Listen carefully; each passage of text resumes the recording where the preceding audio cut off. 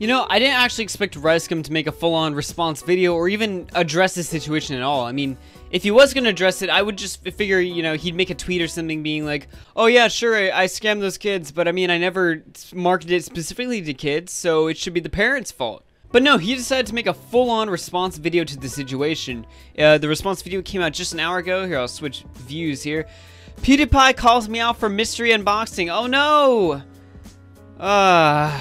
Now, judging from the initial reception of the video, although keep in mind, this is an hour into the video being released, so it's mostly RiceGum's fans, it's already got 26k likes, but already 4k dislikes, which is a little more than normal for RiceGum's reception. So it seems like people aren't entirely down with what RiceGum has to say here. But today we're going to be watching this video and seeing how well RiceGum does at rebuttaling this situation, because to me it's kind of, you know, defenseless. I mean, I can't really think of any way he could go where he makes a substantial argument that is able to get him out of this situation.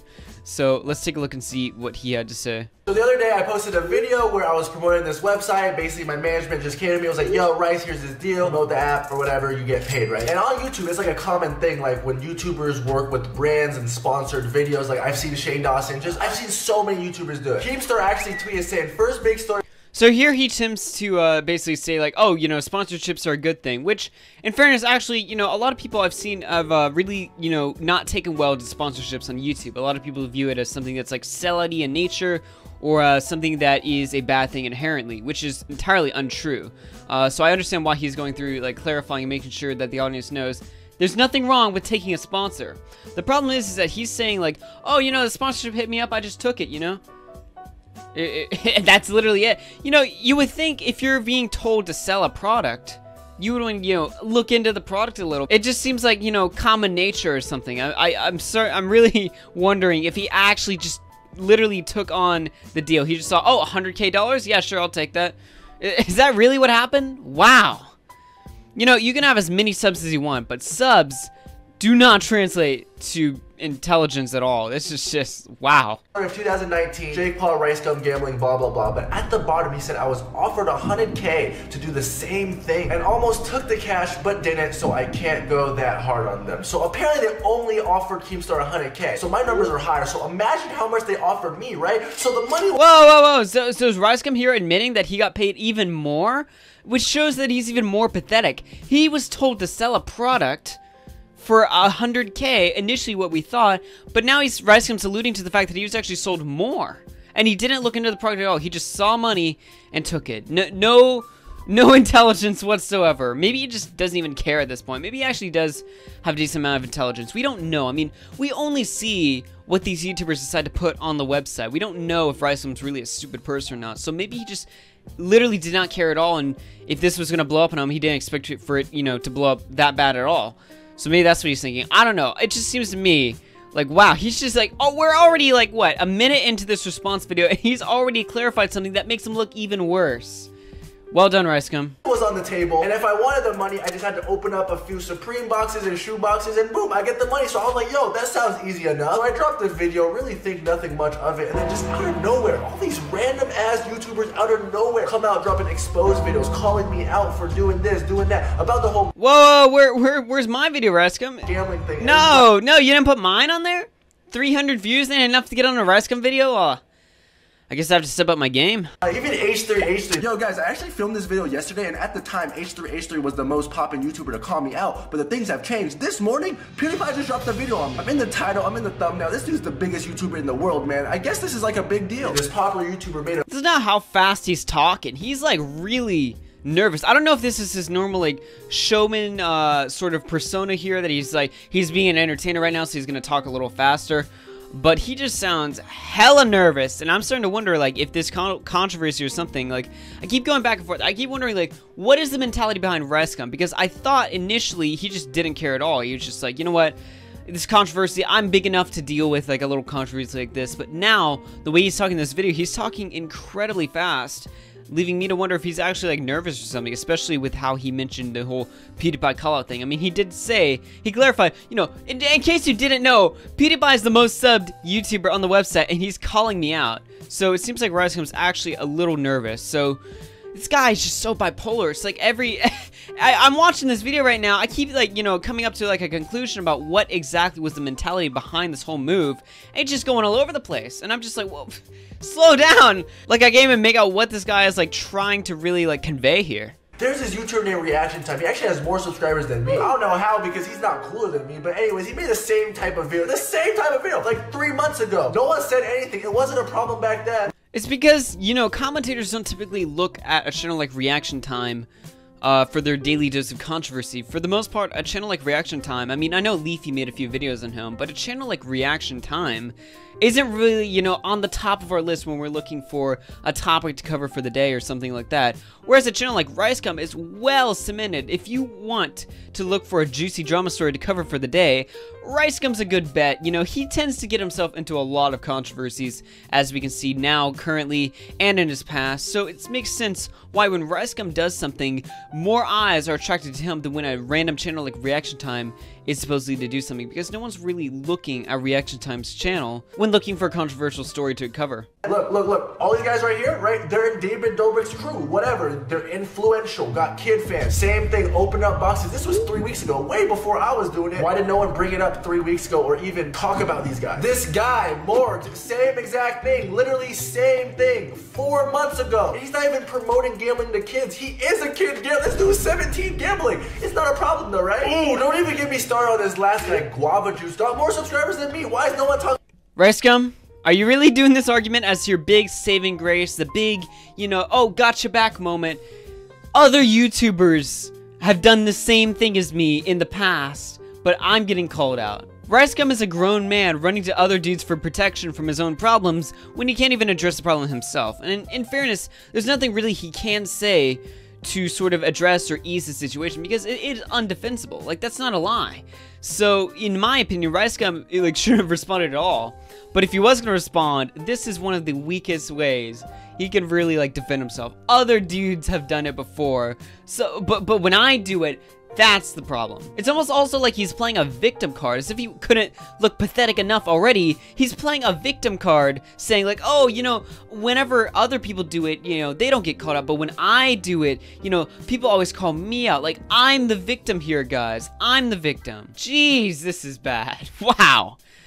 I'm not gonna sit here and just bring up everyone that did the same deal as me. I'm just trying to say this mystery box thing has been on the internet for like 3 to 4 months from other creators, but as soon as I do it, it's a problem. I actually saw some people compare what I did to the CSGO gambling thing, and I'm just like, what is not even close? I don't know if you guys heard about that, but the CSGO gambling thing was these T-Mart and Syndicate, right? Whatever, promoting this gambling app, and in the video they were unboxing all these crazy things that cost a lot of money. Come to find out, those two guys own like a gambling site, like they were owners of it, which means they could easily just went to the back and just hire the chance of winning. So they got exposed, and that was like a whole big thing because they like scammed their face. I don't know, this in particular, I don't know what they have going on. Like, so here he's bringing up the argument that a lot of people made, where the sort of like similar comparison to, oh, this is just like the CSGO gambling scandal that went down like 3 years ago.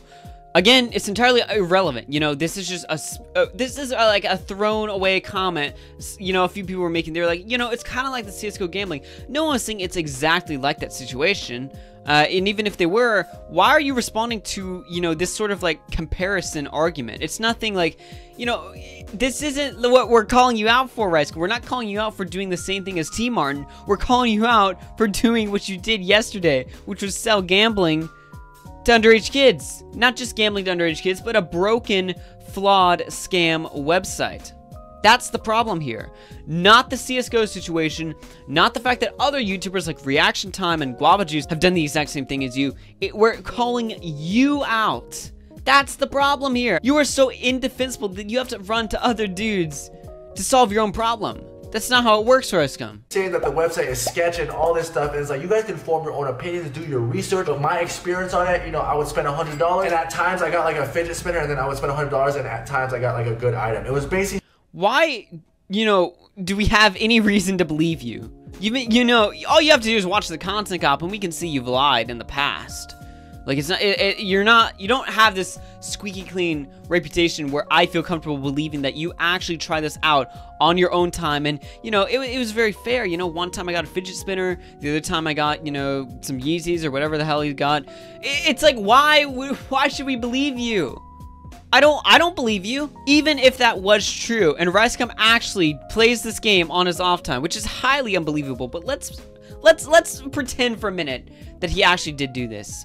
Do you know how many people have come out and said that they didn't get absolutely anything, not even the fidget spinner from this website? It's so proven to be a scam. It doesn't matter if you tried it and maybe, oh, it was perfectly legitimate for you. Other people, multiple people, the majority of people who've used this website come out and said that it's a scam. It doesn't work at all. So good for you. Yeah, you got your Yeezys, you got your, you know, your Gucci, whatever the hell, you know, people are wearing these days. You got that stuff. Great. Irrelevant. Again, I'm using your favorite word here. Irrelevant. Listen to all the points in this video are irrelevant. You win some, you lose some, and that's like the definition of gambling. Like, thinking back, was it even worth doing this deal? Like, all this controversy, was it even worth it? I don't know, man. You know, I do feel bad. You know, I'm like kind of defending myself and stuff, but I do know I'm somewhat in the wrong. I think just RiceGum, you can't be sorry, but then also explain why you're right. That's a direct contradiction. You're either sorry for something or you're not, and you're gonna explain why you're right. You can't do both, RiceGum. That defeats the whole purpose of the apology. It's true. It's true. I'm an asshole. Like, what was I thinking? Like, I can't really do much because I already did it. The damage has been done. You guys already saw a money-hungry side of me, and it is what it is. And there's nothing I can really do but say sorry and give you these Amazon gift cards. So I'm sorry. It just wouldn't happen again. Amazon code. RiceGum. $20. Just a little giveaway. RiceGum, no! And that's how the video ends off. He just tosses you a bunch of Amazon gift cards like it's no big deal. Like, you know, oh yeah, you know, I've messed up in this situation, but here are all these Amazon gift cards.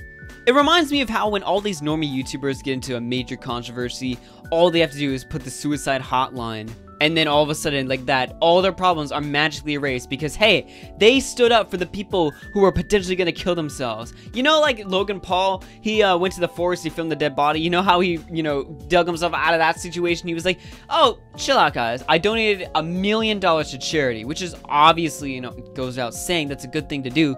But it's so weird how seeing a multi-millionaire spend a fraction of a decimal of a percent of a whatever of their money on something so minimal, like charity, and then all of a sudden all the problems like go away. It's like, oh, you can't criticize him anymore because he gave to charity, or he gave me an Amazon gift code or something like that. No. I will say one thing in RiceGum's favor is that this response is going to do wonders for the normie crowd, and the crowd of millennials and you know, kids basically who are gonna buy this stuff and eat this stuff up, who don't really, you know, aren't really smart enough to see through the BS. And like, you know, the people who are like just dumb and susceptible to stuff like this online, they're gonna eat this apology up real good. And to them, this is gonna look like, oh, you know, RiceGum's the better man here. He stood up, he corrected himself, you know, he did a great job. But to everyone else in the world, you know, like me, who can see, you know, just a little bit past this, you know, this is a terrible apology. Like, he couldn't have done a worse job, to be honest. Like, this is, wow. One thing I will say before I sign off is that I notice a lot of people are quick to jump on this situation like it's the exact worst situation on YouTube.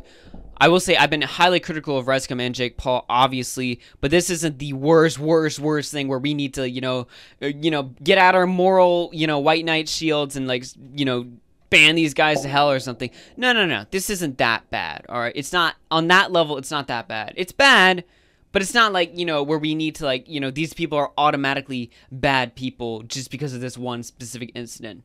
I've noticed a lot of people are really quick, especially in the commentary community, to jump to the moral high ground and say, like, oh, this is absolutely the worst thing I've ever seen on the website. It's like, okay, guys, calm down. It's bad, but it's not that bad, all right? So despite how critical I've been of RiceGum and stuff, it's mostly just been for the entertainment aspect of the video. I don't actually think this is, like, the most evil thing in the world.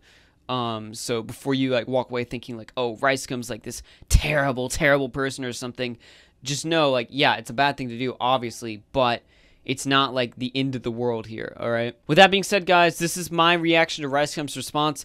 My name is AuggieRFC. And shout out to my monthly supporters. We have 7 here on Twitch. Dead on Dave, Dear Dictator, X817, Idiot to Be, Mad Bomber 467, Soul Crushing Radio, and Silfet. Of course, we have JJ Kirby over on Patreon pledging $5 on January 1st. And we have Leaves, I don't know, over here on YouTube using the membership feature. All of you guys supporting my program monthly, whether it be on Twitch, Patreon, or YouTube, are not only getting your name shout out at the end of the videos, but you're also getting exclusive perks in our Discord server. So, if you're interested in becoming a monthly supporter of the program, you can do so for free on Twitch or pledge on YouTube and Patreon, wherever. It doesn't matter. Just consider pledging monthly if you enjoy my work. With that being said, guys, my name is AuggieRFC, and and I'll see you guys on the next video. Peace out, guys. No fan of shit talk. Teddy Rose when I roll my sticks large, big soft. I don't need no big bark. You bare arms, I got bare arms. One beef, all I got are these red dogs. Keep them on the grill and chill, cause I don't care, dog. Therefore, my red